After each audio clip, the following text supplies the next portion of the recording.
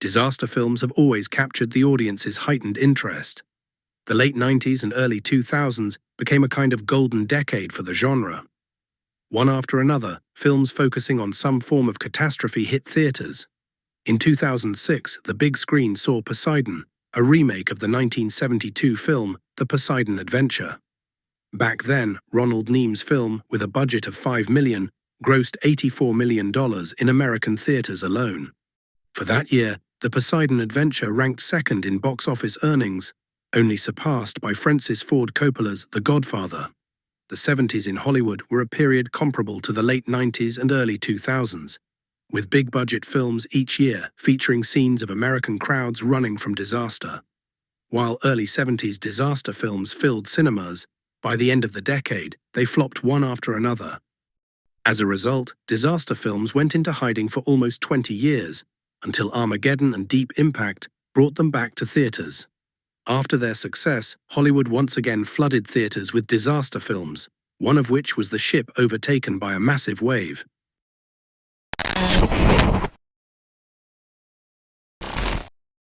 Director Wolfgang Petersen decided to take on the remake.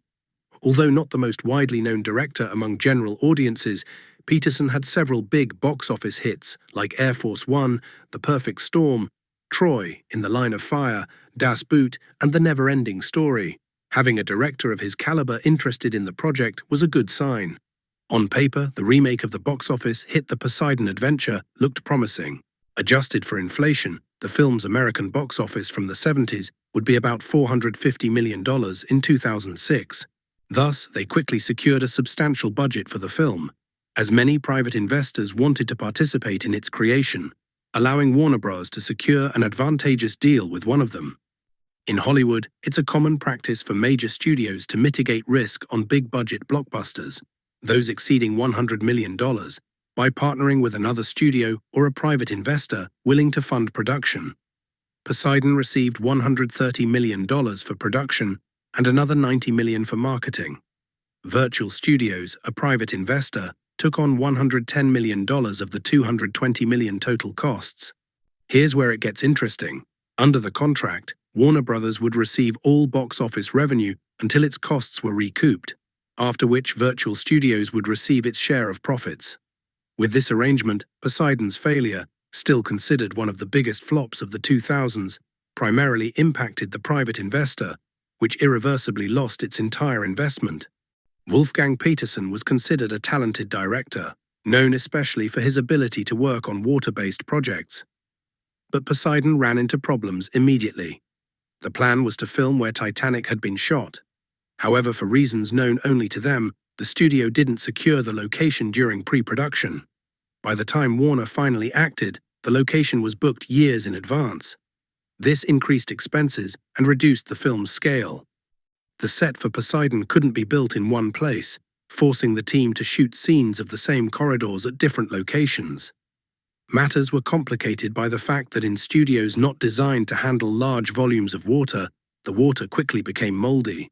As a result, many actors and crew members frequently contracted various infections and were rushed to expensive American hospitals under the wail of sirens.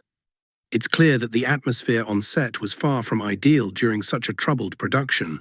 The actors were constantly clashing with each other, and Wolfgang Petersen, despite his esteemed status, couldn't do much to resolve the situation. Production deadlines were frequently missed, and the budget, already climbing due to multiple locations and relocations, eventually reached $160 million. Naturally, these production problems affected the final product shown to test audiences. The feedback was overwhelmingly negative, with viewers criticizing the film's length, lack of scale, overly dark scenes, and an implausible plot. After listening to the feedback, the studio made the usual decision in such cases. They cut Poseidon by nearly 40 minutes.